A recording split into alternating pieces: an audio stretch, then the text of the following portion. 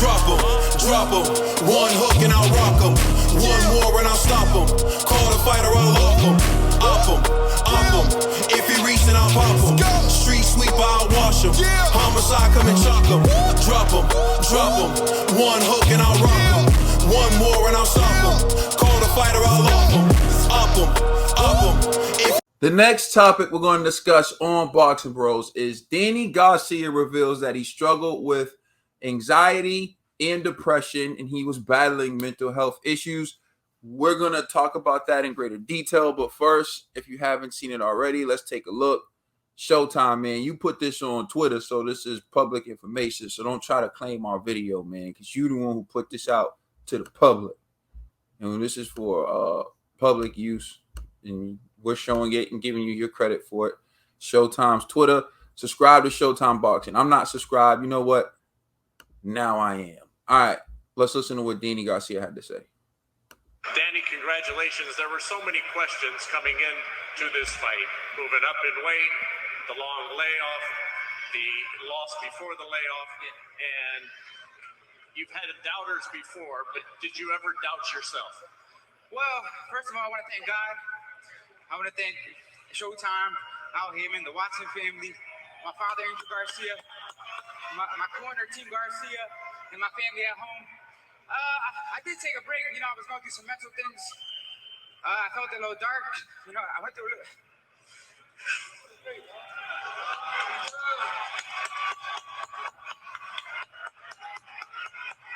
I went through some anxiety and depression, and I just tried my best to stay strong.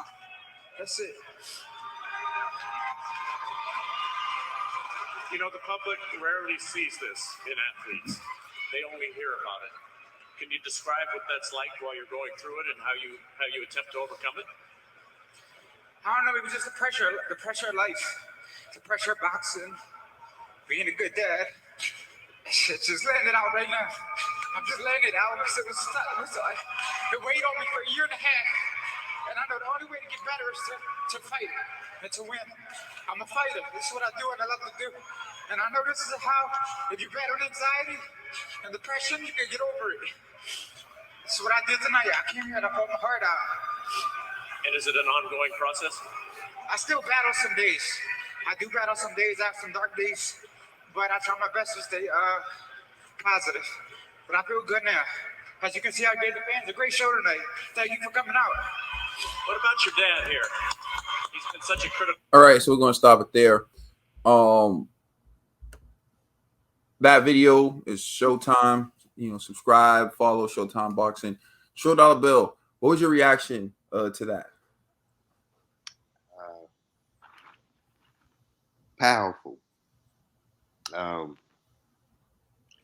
gonna do something special where I'm gonna read a statement. Not now, but another time. You know, this is real. When it hits now, you can do it now. I mean, whatever you want, though. I mean, when times fitting, I still got a lot more things to do. You know, in the timing. But I will say this. You know, this hit home for me. Is a lot of people, you know, if you know me or you don't know me, you know, I went through a lot. I've been through a lot.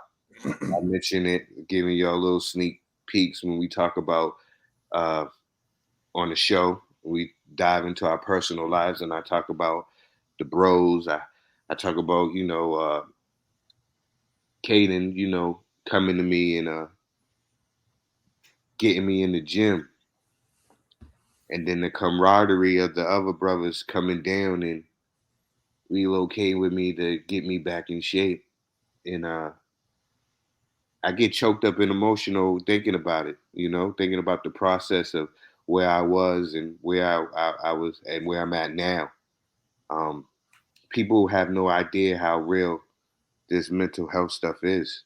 You know, I don't wake up. I don't feel like I don't want to be like this. I don't want to feel like this every day. I don't want to, you know, like I was saying last week, this stuff takes over you. And then you got the pressures of the world, you know, you trying to, you know, be the best man that you possibly can be, and you have a lot of people don't have people that they can count on. Luckily, I had an amazing brother that I love so much, man. And I thank him to this day. I know it makes him uncomfortable, but I tell Kaden all the time, you know what I'm saying? I love you so much and thank you for saving my life and giving me this the second chance at life with the gym was the best thing that ever happened to me. Transforming my mind and my body. And the camaraderie of you brothers, the boxing bros, made me stronger. It's nothing that I can't do. Everybody around me stronger. Everybody around me is eating better, living healthy, and all you got to do is ask for help. Anybody out there, man, if you're hearing this, you know what I'm saying? It's not a weakness. You're not weak. Actually, it makes you even strong to realize that there's something wrong with you and that you can go and ask for help. And there's not even nothing wrong with you. That the fact of the matter that you know that you can seek help, that's a real man. To admit that something's off and that you need help, you know what I'm saying, doesn't make you weak because you might be going through some things and stuff like that. No, not at all. What makes you weak is acting like there's nothing going on and then you being destructive to yourself and the people around you. Mhm. That's what weak is. Mhm. And I was weak for so long, and by golly, I will never be weak again. Yeah, I appreciate you sharing that.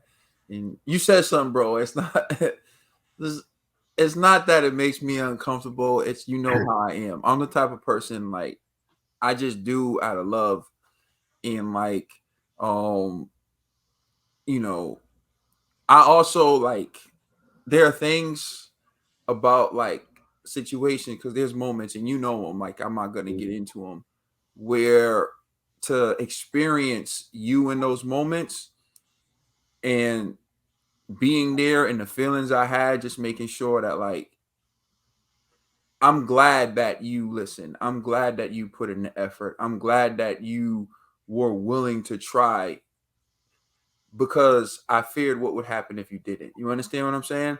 Definitely. So like when you talk about it, it's like I feel like so much of it is like you're saying um what I did, yeah, I did make an effort, but the biggest effort, in my opinion, came from you because you're the one who had to stick with it. You're the one who had to do it.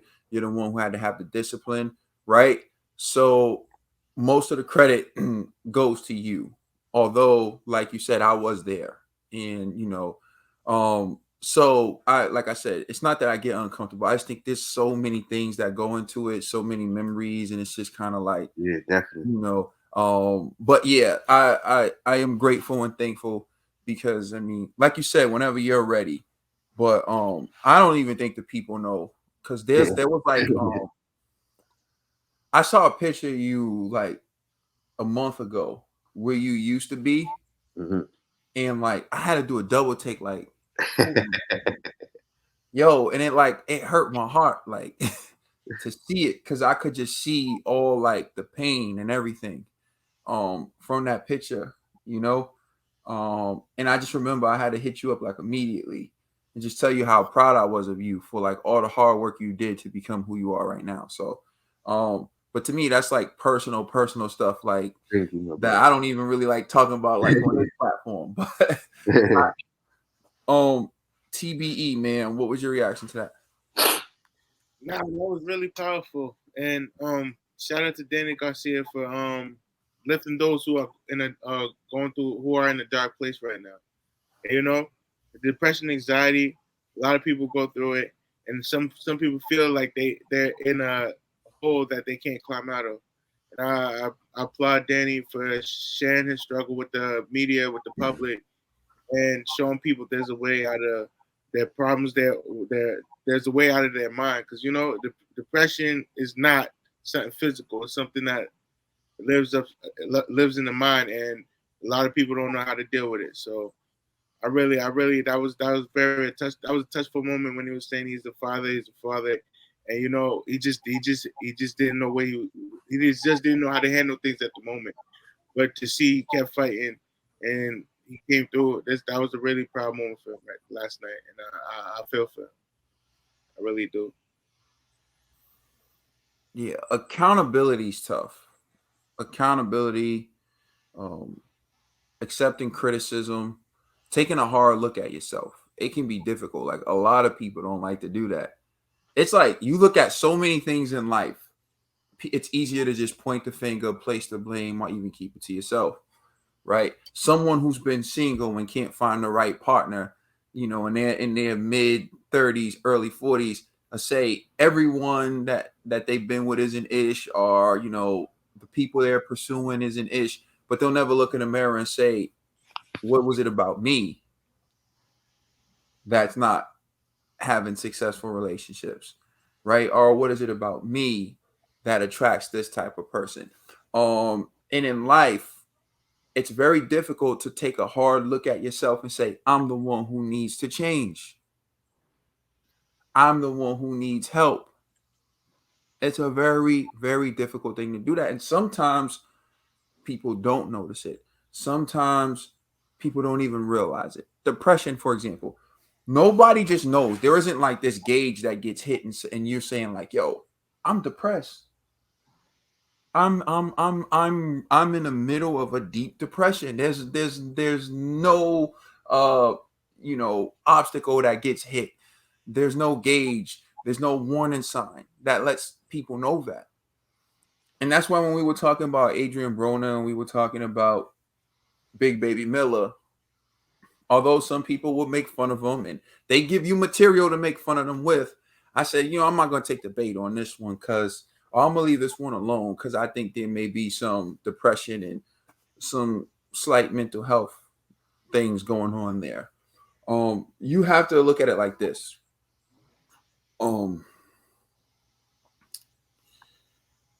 When someone is down, whatever you do is magnified because they don't have the strength to brush it off.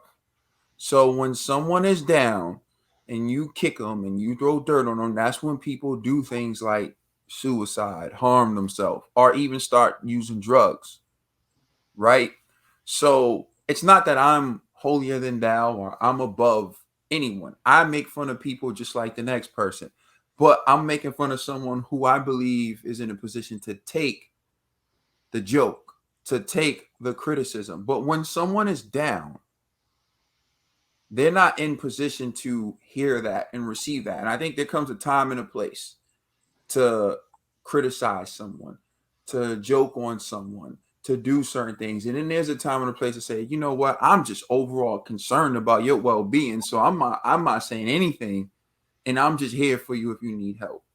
And I think as a society, we do a very poor job of figuring out when it's that time to put the jokes aside and be like, yo, we're just here, right? As a society, I know when we're there. We're there when a person's dead. And that's when it's hashtag RIP. Yo, I love this person, right?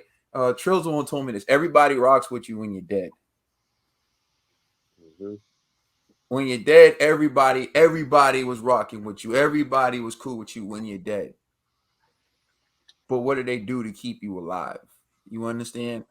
So, like, when it comes to my life, the way I live my life is when it comes to my brothers and people I love, I never want to be the person who could have made a difference but did it.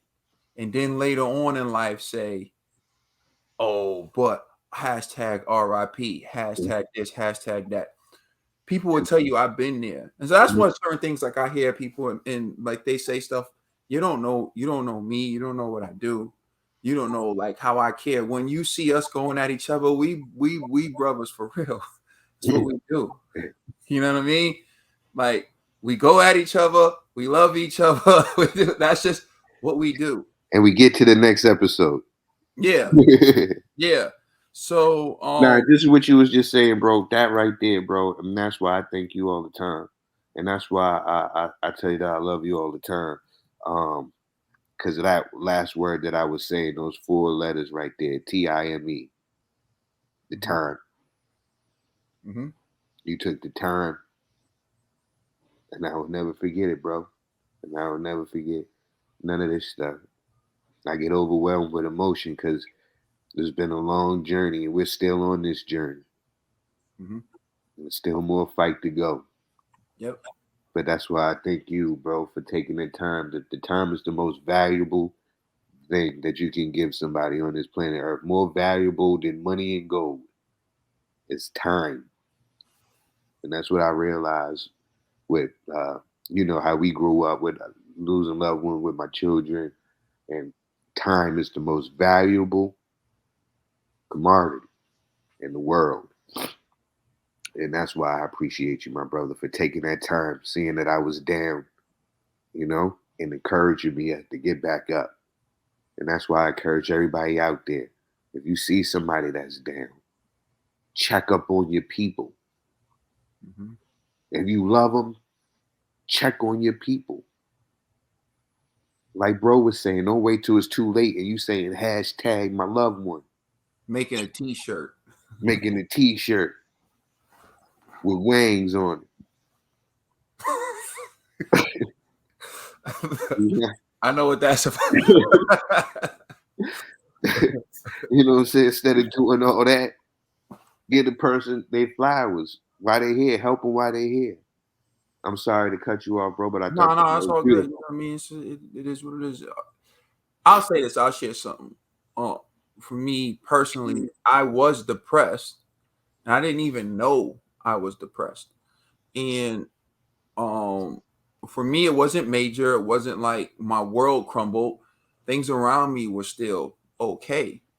But over quarantine and being locked in and not being able to do certain things that help me relieve stress, like going to the gym, hanging out with my brothers, just doing like certain things, I ended up getting a little bit depressed.